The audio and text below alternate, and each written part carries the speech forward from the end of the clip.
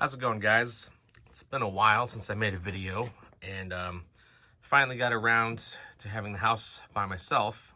My family went out shopping, so this is the perfect time for me to squeeze a video in. And this has the tendency to be long, so I'll try to be quick with it. This is my PC Engine Shooters Hucard only subset. And I do think I have nearly all of them. There's one that I'm not counting.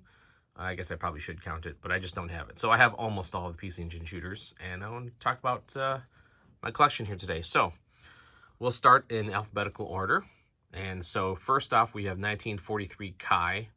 And this game, it looks like, you know, from the onset, you think 1943, you think, oh, it's just another one of those Capcom shooters. And, you know, at the beginning it is, but this game really ramps up halfway through. I think it's after stage 6 or 7. Your plane gets outfitted with rocket thrusters, and just the speed of the game picks up. Even the graphics get a boost at that point, and all of a sudden, you know, you're playing 1943 Kai as it should have been a sequel to 1942, because the beginning is nothing really spectacular, but it's almost like 2 games in one. It really surprises. So it's one of my favorite games because I do like the old 1942 X series, and to be able to play it on the PC Engine and have that extra love that they poured into this game when they made the second half of this game is just incredible. So this is, in my opinion, this is a must-have for the shooting library. Next we have Air Zonk, and so much has been said about this. It's wacky, it's frenetic, it's fast-paced, and it's zany, and it's just so much fun. You have lots of helpers that will come along, and they can even transform and morph with you when you pick up certain power-ups. The control is spot on, hit detection spot on, the music is great. It's amazing what they did on a Hucard for this game. And, you know, this silly story aside, Air Zonk is supposed to be like the great-great-great-great-grandson of Bonk or something. I don't really know. It doesn't really matter. He's just flying around, and just it's so much fun. There's so much you could kill people with the jets on your feet as you fly through, and you can choose.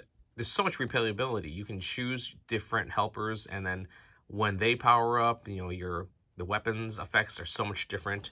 So you can have a lot of fun with this one. You can just keep playing it over and over and over and over and over again.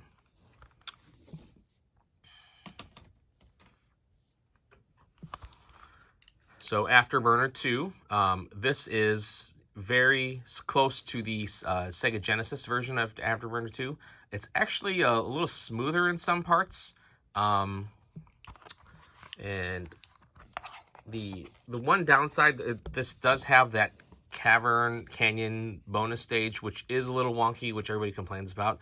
I don't really care. It's just a bonus stage. But as far as the gameplay and the processing, it's pretty close. It's about as close to the arcade, you know, as you can get, and it's impressive that they did this on a Hucard. You know, the Genesis version also very close to this. They're very close. They have, you know, this has a leg up over that in terms of, I think, smooth gameplay graphics, but the Genesis version maybe handles a bit better, but that might be a function of the controller. So yeah, not too much to say about this. It's interesting that Sega, being a competitor, was publishing so many games for its competition for the PC Engine, but there's a bunch of these. Aero Blasters. So this is made by the famous Kaneko developer, and this game is beloved by many people who love the PC Engine. I like it. I don't love it. It does some unique things. There are some parts where you have gravity with inertia, where you kind of just, if you press up and you're in space, you'll keep drifting up. You don't have to hold up, and that kind of plays with your sense of control. You have to like think a little bit more about how you move around. And you know, my biggest beef with this game is speed tunnels. I can't stand speed tunnels in horizontal obstacle-based games, shooters, where you just have to memorize where to go, or you have to have this special sled power-up, which I just, you know, my luck in getting that is very, very low. I always get it like, you know, 1 out of 3 times, and then I just get frustrated. It is a good game. It plays well and handles well. Just not my favorite. So, Armed F, or technically this is Formation Armed F, so maybe I should have had these with the Fs. This game is, you know, it's average. I haven't sunk as much time into this as, well, many others, because just there's so many games on the PC Engine. I don't, you know, I know that it started as an arcade, so this is a port, and the graphics, if I remember correctly, are a little weird. I think this is the one that has those weird plant eyeballs off to the side, or maybe I'm thinking of a different game. I'm not sure. I will come back and revisit this one again. I don't have a strong opinion about it. So,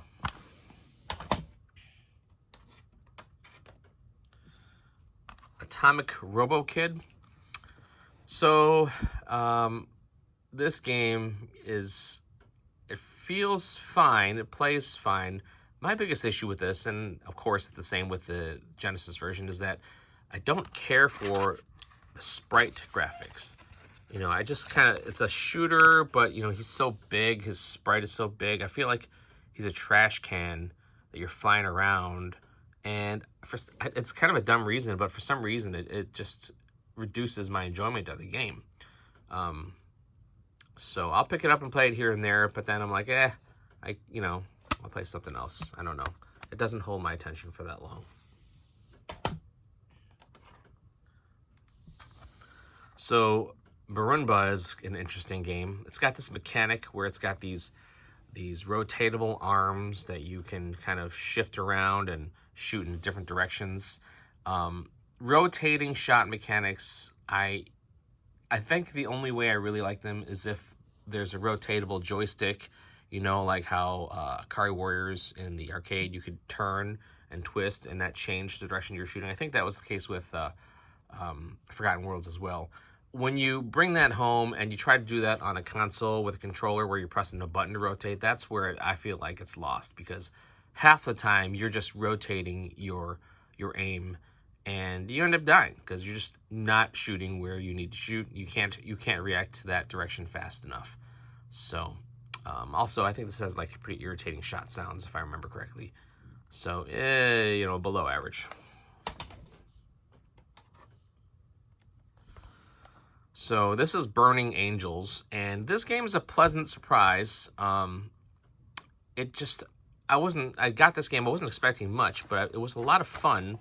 You get to choose your craft, your ship, and the power-ups are interesting. There's some cutscenes, I don't know what the heck they're saying, of course, but you know, as far as like out of the blue, just kind of like an average game just that you don't know anything about, it's better than what you go into expecting, I guess.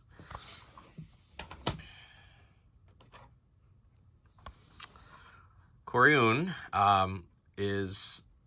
plays very, very much like Air Zonk. It's very bright, very colorful.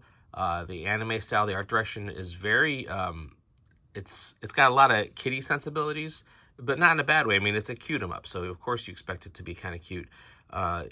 There's so much going on. It's on the screen at once, between you destroying enemies and there being fruit that flies all over the place, which you can collect for points. It almost seems like there's as much fruit on the screen, or if not more, than there are bullets to avoid. So I feel like, in a way, it's a weird merging of collectathon shooter, but it's a lot of fun. The boss sprites are really big, large, and well drawn. A little bit on the easier side, but I never really think that's a bad thing for me. I think the difficulty on PC Engine tends to slant towards harder side right out of the gate anyways. So it's kind of nice to have a game. It's a little less stressful, but still enjoyable and fun to play and look at. So highly recommend Koryun, although kind of hard to find, or at least maybe hard to find at a good price, I should say. So Cybercore, in this game, your protagonist merges with insects, and you become this kind of really interesting hybrid creature. And as you power up, you morph into different shapes. So it's kind of interesting. It's unique in that regard. Everything else about it is pretty good. The playability, the shot, the controls, the difficulty. I forget what this is called for the TurboGrafx 16. But it was also released here. I just don't remember what they called it.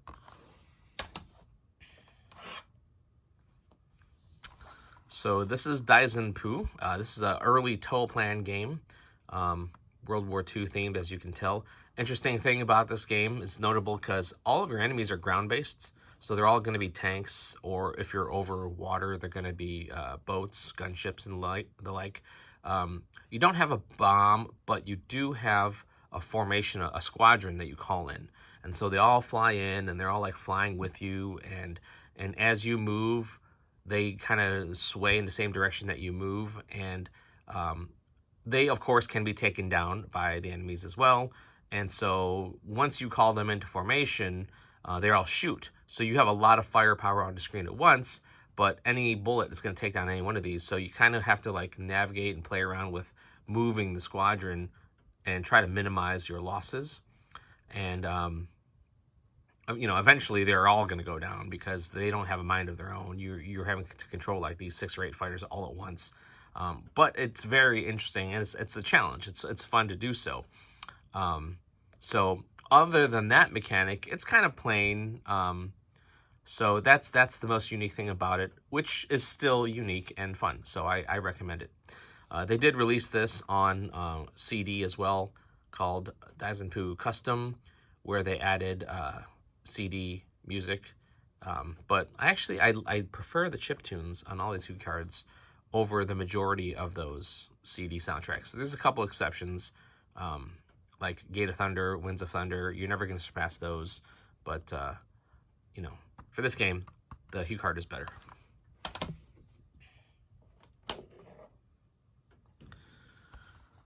Oh, look, a Darius game on the PC Engine. So this is Darius. There's another version of Darius that released that was a boss rush game that was, if you sent in proof of purchases, that's the super rare one. This one is not. This one's common as dirt. But it's Darius, and it's on a Hucard. Not too much more to say about that. So Dead Moon looks from the onset about as generic as they come. I find it really entertaining. I do like. It's a horizontal shooter, and the bosses, the bosses are mid-sized, but the boss patterns I find them enjoyable. You got different weapons and levels to power up. Again, another game that surprises, right? It exceeds your expectations going in. All right, this was also released on the TurboGrafx 16. Daytona Twinbee. So the Twinbee games, they were a lot of these on Nintendo systems, like the Famicom and the Super Famicom, and they released it for the SNES, and so PC Engine here. It's if you like games where you have the dual plane shooting mechanic, where you're shooting things on your level, but you're also aiming down at ground targets. This is another one of those games, and if you take hits, you see how he's wearing he's got 2 hands. If you get hit, you lose one of your hands, and you can only drop bombs with the remaining hand. And then if you get hit again, then you can lose that. And so, there's some grace there as far as kind of being able to absorb some damage and not dying right away. Also, probably the most notable thing about this game is the power-up system, where you have to shoot bells. As the clouds will come by, you shoot the bells, a bell will pop out of the cloud, and you keep shooting the bell, and it will change colors, and each color denotates a different power-up. The problem is you're having to juggle these bells while you're waiting for the power-up you want, while also trying to shoot enemies and survive. And 9 times out of 10, whatever power-up you want to get, there'll be some enemy that pops up right next to it, and you end up shooting the enemy and the bell, and it turns back to the default color. and you have to cycle through them all over again. I'm not a fan of games that make you work that hard for the power-ups. The game gets hard enough because the enemies start getting ported on really thick, and there's a million bullets on the screen. So, you know, some people love Twin Bee. I'm not one of them.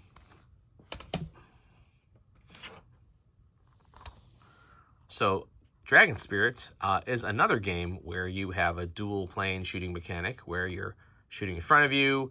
It actually seems like you're shooting more on the ground than you are on your plane.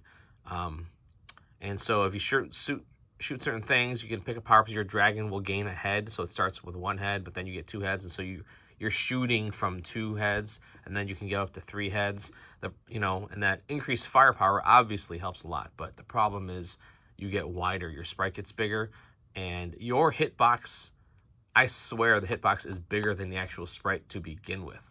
So when you increase in size, you don't last for very long. You know, you just get hit and you lose one of those heads. So it's kind of just, you're constantly cycling up and down from 1 to 2 to 3 to 2 to 1 to 1, 2 to 3 heads over and over and over again. It's still fun. A unique take. You're a flying dragon, you know, is not something that's too common in games. It is a lot of fun. That's my only complaint, is that your sprite is just way too big, your hitbox. So Download is this crazy futuristic your guy riding a sled type vehicle. A lot of cutscenes and swearing too, just almost, you know, very, very gritty, sometimes forced, like the language is sometimes forced and just like totally unnecessary, especially when you die and you have to press continue. I forget what it says, but it's like you know, I forget what he says, but it's just like, whoa, you know, that was uncalled for, you know, and it just kind of catches you off guard with all its swearing, which I find amusing. But also, besides that, the cyberpunk theme in this game is very, very, it's fun, it's unique, and it's impressive for being on Hucard how much it does.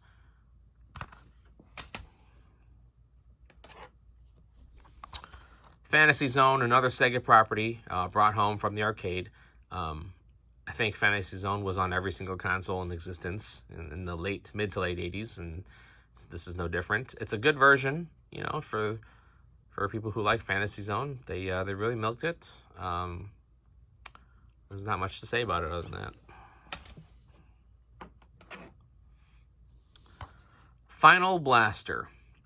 So I don't remember this one too well. I know. So this is a Namcot or Namco game, and I can't remember if one of your power-ups is to turn into like a Fina. Actually, I don't even remember. I should put more time into this. Every time I go alphabetically to the Fs and I pull out a game, this is not the game that starts with F on the PC Engine that I choose to play. This is the game that starts with F that I choose to play. Final Soldier is, you know, one of the 3 Soldier series games, I guess 4 if you count Gunhead or Blazing Lasers. It's very tight. It's very basic. The graphics do not have the same kind of panache that the other Soldier series games do, but I like this one a lot, and because the first time I played the PC Engine was at Midwest Gaming Classic, and in the Turbo Room, shout out to Josh Jager, he had this set up on this crazy looking Turbo Graphics. No, was it?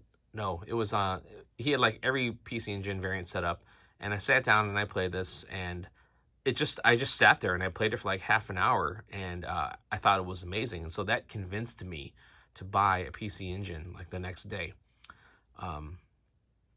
So there's nothing fancy about it, but it's just it's just so solid. And, you know, it's still cheap too, because everybody is seeking out the other games. This one kind of goes, you know, in the leftovers. So don't sleep on this one. This one is a lot of fun to play. Music is great too. Galaga 88. So Galaga is Galaga, and this is basically a sequel. And in the sequel here, you your enemies are more swarmy. They have different flying patterns. Your ship, you can choose from the onset whether you have 1 or 2 shooting cannons, right? You know how you go in the first one, you have to go through the whole process of like getting your ship captured and recapturing it. Now you have dual shot. You can actually from the start choose the dual shot, and at the cost of 1 life, which is totally fair. You could even get 3 shots. If your dual shot ship gets captured, you can reclaim it and have a 3 cannon shooter from the very beginning. The music's great. It plays very arcade-like. This was released in the States as Galaga 90 just because it came out a year later. So, so much fun and so unassuming.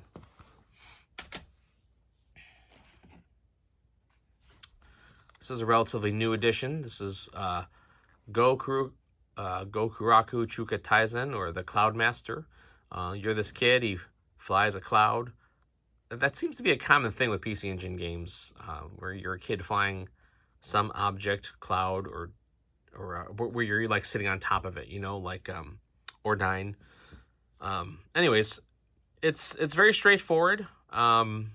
It's very colorful. The sprites and the bosses are really cool and fun to look at. I find this hard because I think this is another case of your sprite being very large, and so you just get grazed and it's over. But that also could me being new to this game and not really having a working in memory of what the game flow is yet. So I'll sink more time into this, but yeah, it's average.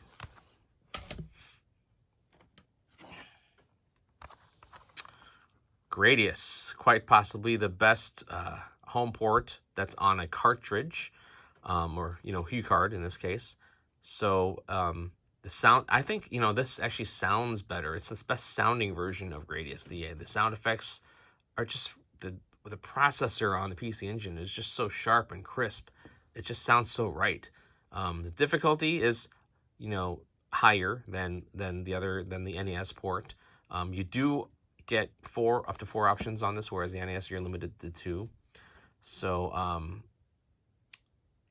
the PC Engine, this is an example of a game where the PC Engine D-pad, I notice how small it is, and it being small just tends to hurt my fingers more, my thumb. I get blisters faster playing this game on the PC Engine pad, so as opposed to like an arcade stick. Whereas I don't have that problem when I was playing it on the NES. So I don't know, something about this game and the small D-pad. But anyways, this is a must-have, right? This is a classic. Everybody has to have Gradius. Here's Gunhead, also known as Blazing Lasers, right? This is possibly the first shooter that anybody should have. Its mechanics, it kind of, if you can learn this game, you've just learned how to play like a third of all PC Engine shooters. It's vertically scrolling. Your options can be changed. Your speed can be changed. Your weapon variety it kind of sets the groundwork for a lot of games to follow. And it starts off as a great game for beginners too, because it's not that hard at the beginning. It will, by the later stages, get really hard, and then at that point you really have to know what you're doing. But and the only other thing is, I do think that the stages are kind of long. I do find myself in some stages thinking, geez, like, I've seen the same background scroll for quite a while now, and I kind of wish they were a little shorter. But it's an early game. It's one of the earliest games, I think. And the whole Gunhead and Blazing Lasers thing in Japan, Gunhead was actually a licensed property. It was like a show or a movie, and they got the license for this in Japan, but they didn't have it for American release, so they just called it Blazing Lasers here in the States. It doesn't really matter what the title is. There's no reference to this title anywhere in the game. There's no text or anything, so it doesn't matter.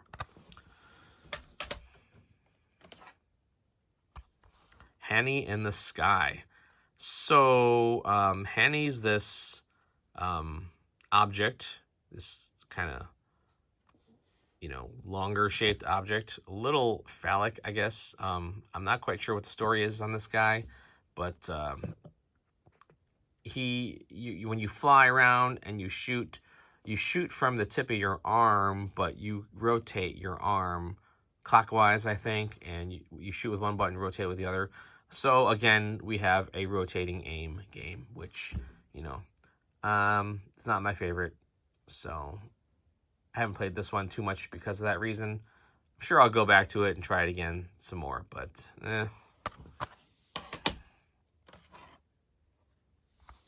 Heavy units. This game is horizontal and is very, very memo heavy. You have to memorize. There's lots of traps. Your ship is slow, and your power ups seem to never come.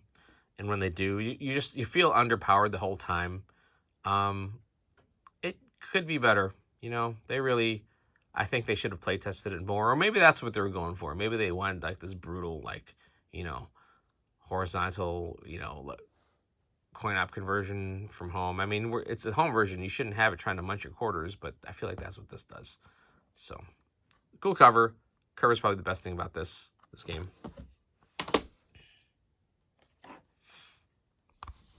Image Fight. So, Image Fight is very unique in that it's so hard, but because it's so hard, it's very rewarding. If you don't do well enough in the early couple stages, you get sent to this like in-between stage where you have to survive, and that in-between stage is like 8 times harder than the regular stages. You have to like prove that you're worthy to continue the game because you didn't play well enough in the early stages. As far as your ship and power-ups, you can choose between options that are in a fixed direction or ones that shoot opposite of your flight direction. So the reality is you're going to need both. You need some of each, and you can get up to, I think, 4 of them. There's different power-ups you can augment your ship and your main cannon with too. So this game is you can't casually play this. You have to dedicate time and energy to sit down and learn this game and play it. And, you know, you can get better at it. I never seem to get any good at this game, but I know it can be done because people obviously, you know, get far and they beat it. So it's definitely unique. If you're looking for a challenge and you've mastered all the others, give this one a try.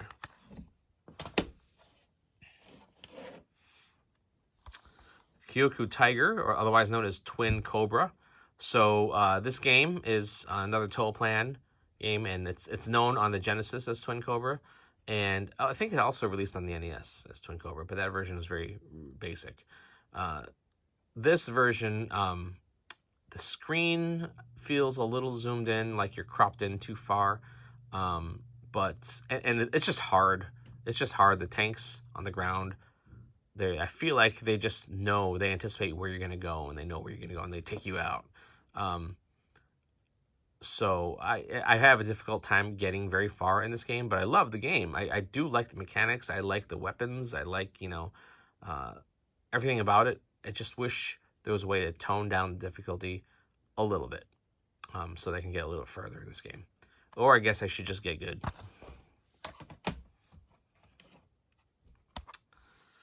The Lost Sun Heart. So I just got this game yesterday. Haven't played it a whole much, but it's so fun. It's one of those games you would have no idea this was a shooter by looking at the cover.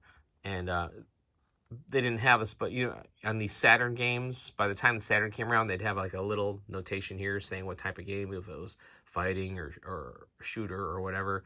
This game needs that because you'd have no idea. I mean, look at this. There's no ship in sight. You don't have no idea what's going on. So I'm looking forward to playing this one.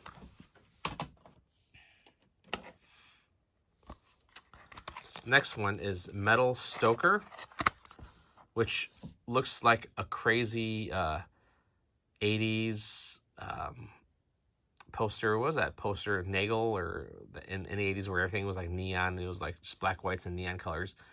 It's kind of crazy looking. Like, it says it's shooter, right? It says it's shooter right here, so that gives you an idea. But basically the idea is you were a tank, right? Very much like Vindicators on the NES.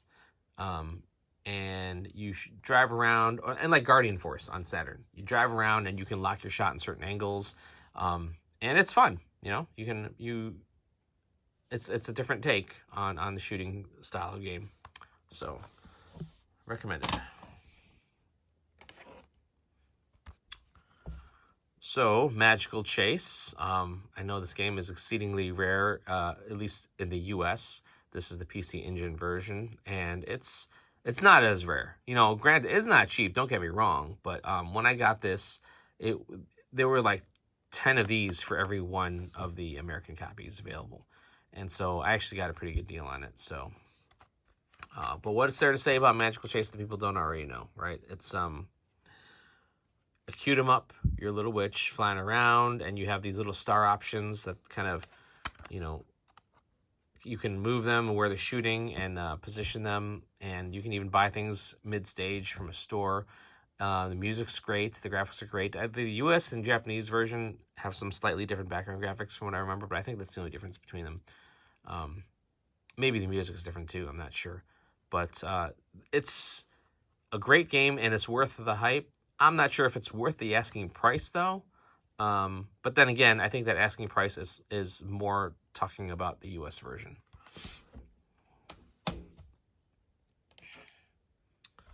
Ordine. So, yet another game where you're a kid flying some object. And this was also released for the TurboGrafx. I don't think they changed anything other than, you know, the artwork. So, it's fine. It's fun. You know, very basic. Hard, you know. I haven't played this a ton. But I do like it when I do play. I do enjoy it. I have a good time playing it. Override. This is an excellent game. In this game, you have a very, very, very powerful shot when you lay off the trigger and you stop shooting for a while. Like, when you stopping shooting is what charges this like crazy blast that like takes out everything on the screen. And there's a strategy to it. You're going to need it because there's some bosses where you just cannot shoot them from certain angles, but that one power blast, that radius will. And you do have to memorize heavily by the time you get to like the third, fourth stage. There's only certain pockets of the stage where you can go and where you can possibly avoid some bullets. So you got to put some time in. But it's a great game. It's well crafted. It's totally worth it.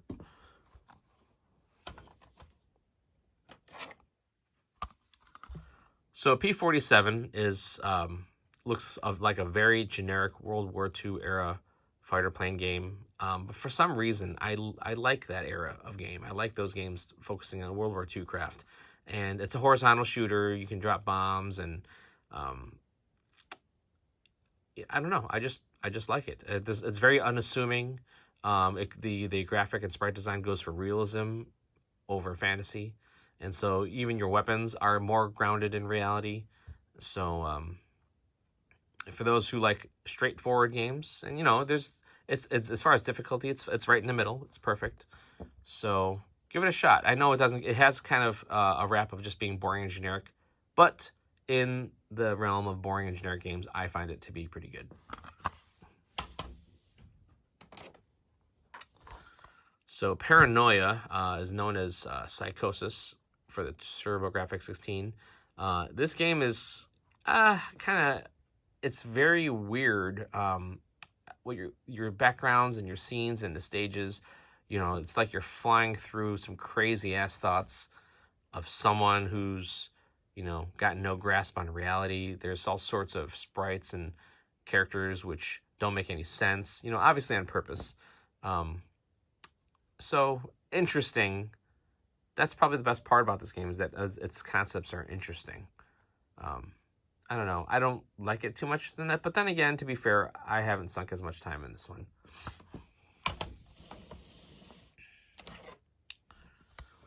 Here's Parodius. Now, Parodius, everyone knows Parodius, right? So here it is. It's Parodius.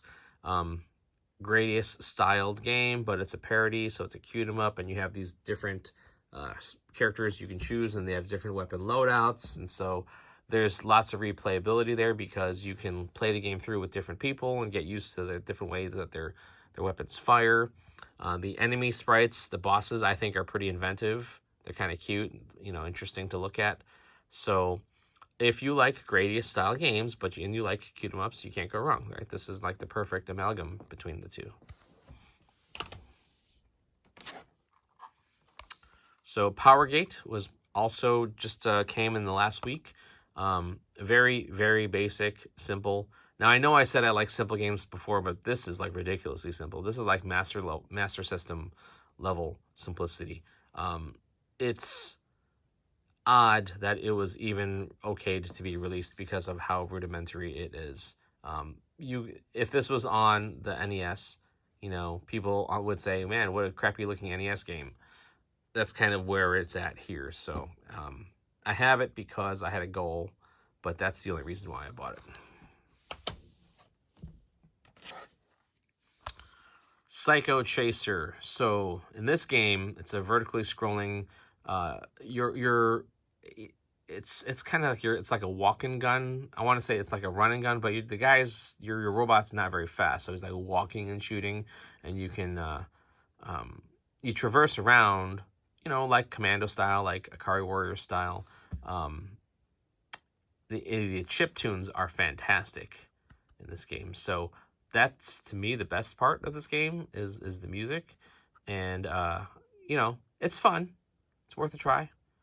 I don't know if I'd put it on top of my list to go out and get, but you should check it out. All right, so here's R-Type 1 and R-Type 2, and for people who don't know the background, this could be kind of confusing because you'd see R-Type 2 and you'd think, oh, look, PC Engine has R-Type 2. R-Type 2 in arcade, I think it was really R-Type Leo, and this is not that. This is just the second half of R-Type. You see, they couldn't fit the whole entire game on one Hucard, so they split the game up and sold it to you twice, and when you get through stages 1 through 4, you get an access code, and you punch that in, and you can continue into stage 5 with that code. So, very weird that it ended up happening this way. By the time the TurboGrafx was released, they managed to get the entire game onto one Hucard, which, is obviously better than doing it this way. So it's kind of annoying that this is split over 2, but what are you going to do? R-Type is one of the best games for the... I think everybody knows that, his reputation. It's one of the best games horizontally of the generation, in my opinion.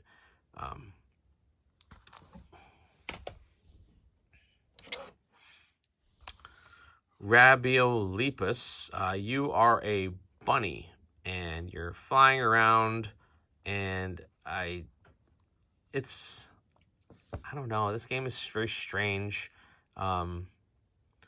Haven't played it that much. When I did play it, I don't remember enjoying it, but maybe I'll go back and play it some more. But it's just something about it just seemed really off to me. I don't know what it is. Maybe I didn't care for being a rabbit. So here's Raiden. So Raiden is, in my opinion, one of the best shooters from the arcades. And when they brought it home to the PC Engine, they also brought it to the Genesis. I actually prefer the Genesis version better. Now, the Genesis version has a limited color palette, so it looks washed out. Here, obviously, the PC Engine and SNES, they have better, more colors available, and so it looks nicer. If a little spread out to fix the side columns, the black borders. So I think you're just cropped and you're looking in, and I don't know, it plays fine. It plays fine, and the chip tunes are fine. There is a CD version. This was called Raiden Special, I think, and that version has remixed sound, but they also tweaked the difficulty and kind of made it a little more fair, and so that version plays better, in my opinion, whereas this just gets kind of nutso after a while. But any Raiden fan should have Raiden, right?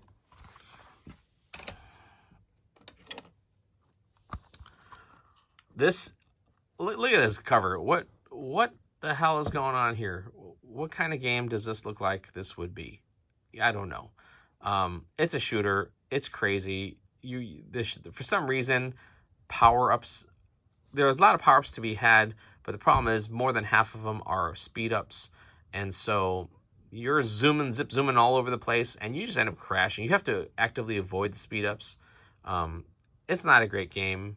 It's, it's below average. Saint Dragon is an odd game where you're this dragonish shaped-ish creature, and your body is segmented, and your head is the only vulnerable part. So you can kind of fly around and maneuver such that your tail protects your head, and you can get by certain parts that way. So it's kind of an interesting mechanic. So it's definitely unique in that regard. It's fun to play.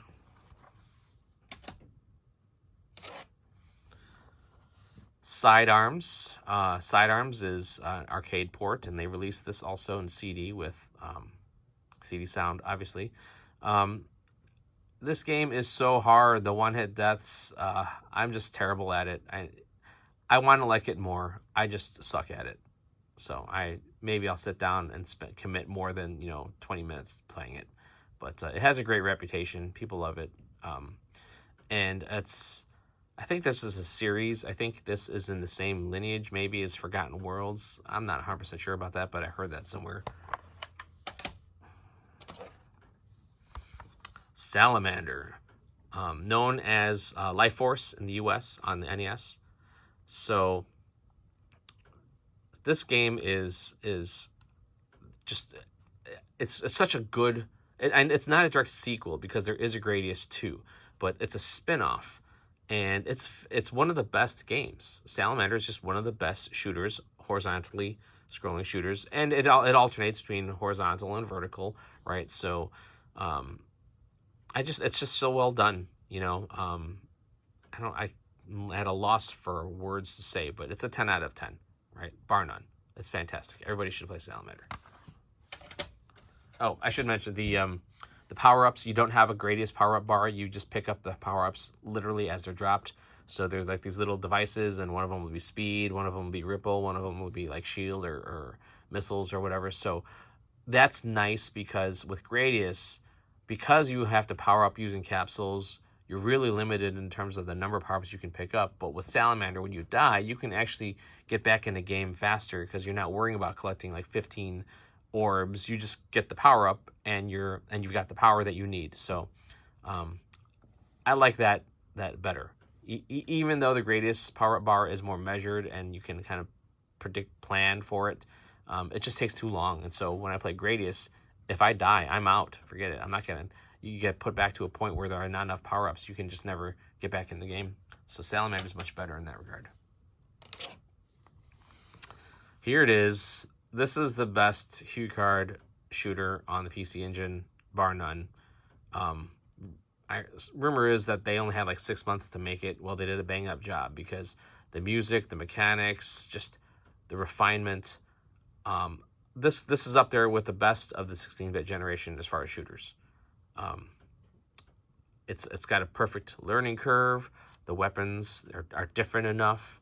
The music is amazing. The control, everything about this game. I don't know if there's a person out there who doesn't think this is one of the best games. I just think they're kind of crazy because I think this is almost a universal truth when it comes to PC Engine shooters.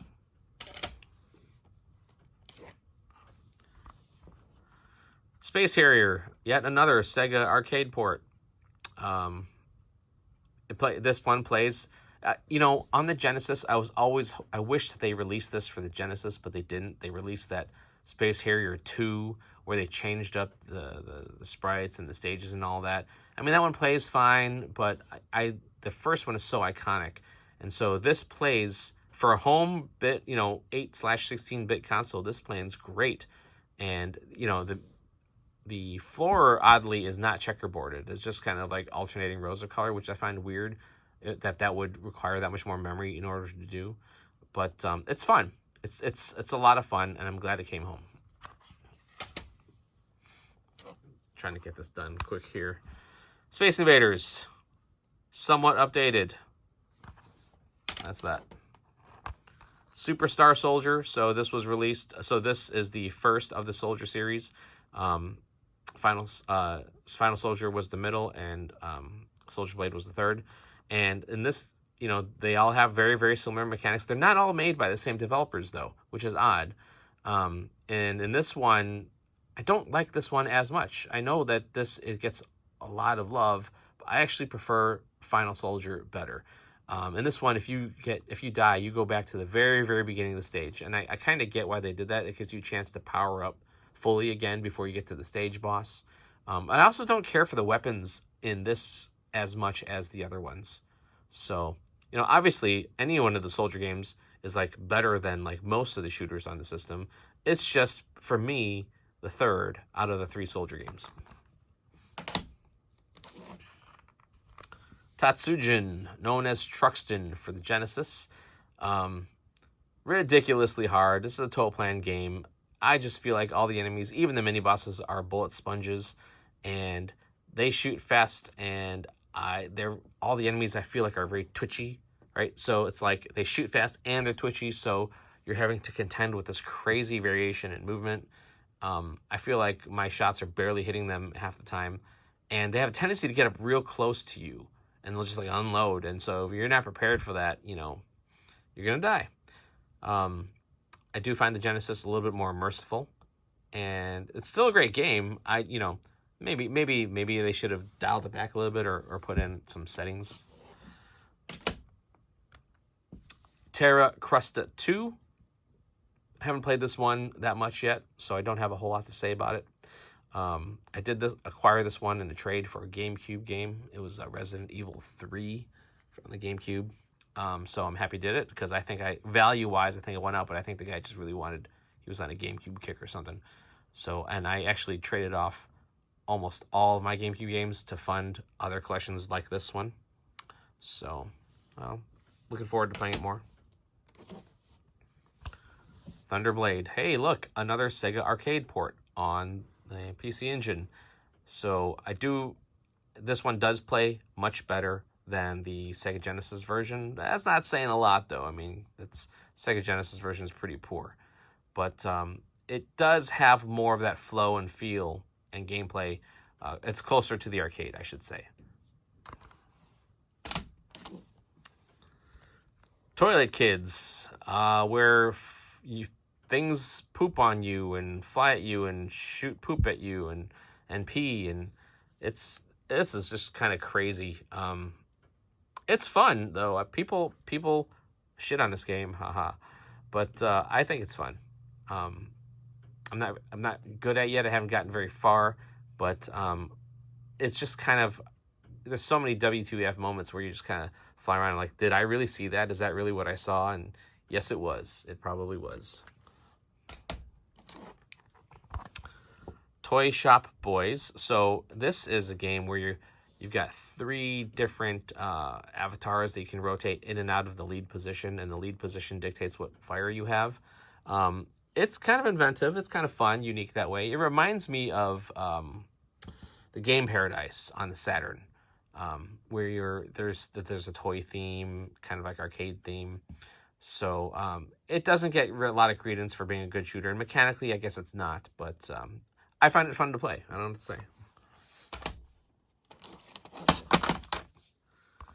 So Vig's Tactical Gladiator. There's some debate as to whether this fits in this subset, this shooter subset, because more so it's like a run and gun, but you are kind of flying, so I don't know. Your sprite is huge. You take a lot of damage, but you are fairly heavily armored, so you can take a fair amount. So I don't know. I thought this kind of went along here just because you sort of fly or glide. So Violent Soldier is an interesting game. It has the word soldier in its name, so almost, if you didn't know better, you might think this is part of the Soldier series, but it is not. It has nothing to do with it. Your ship has an interesting mechanic where it's got these jaws that open at different widths, and and the jaw is impenetrable, like impervious, so it can act as a shield, but you can also use like a battering ram, and if it's in its narrow formation, you can shoot ahead straight, but if you widen it out, it's more of a spread shot, but you don't shoot as many bullets per shot per time, I guess. So an interesting mechanic for sure, in a different take on a horizontal shooter. The W Ring. This game has it's got kind of it's a fun, easy slower pace horizontal shooter. You've got this circular ring. I don't know why it's called W ring, but it's a circular ring around your ship, and it's constantly moving. So the graphical detail is pretty good. And I just have fun playing this. You know, can't put my finger on it, but it's very under the radar, maybe because it's at the end of the alphabet. And then there's Xevious, the original two-plane side-scrolling shooter where you can shoot objects on the ground, or bomb them, I should say, and then shoot the ones ahead of you. There's a remixed version on here, I think, that spruces things up a little bit over the arcade version, the original. I don't think I've even played this since I got it. I just didn't really care for it that much, and I got it for dirt cheap, so I figured I might as well throw it in there and complete the subset. So that is my subset of PC Engine Hucard shooters. I don't know if I'm going to make one for the CDs for the shooters because I've got some, shall I say, unofficial CD games, and people would cry foul at me saying that was a complete subset. So I don't know if I'm going to even bother with that one. But these are all legit. So, yeah, thanks for watching.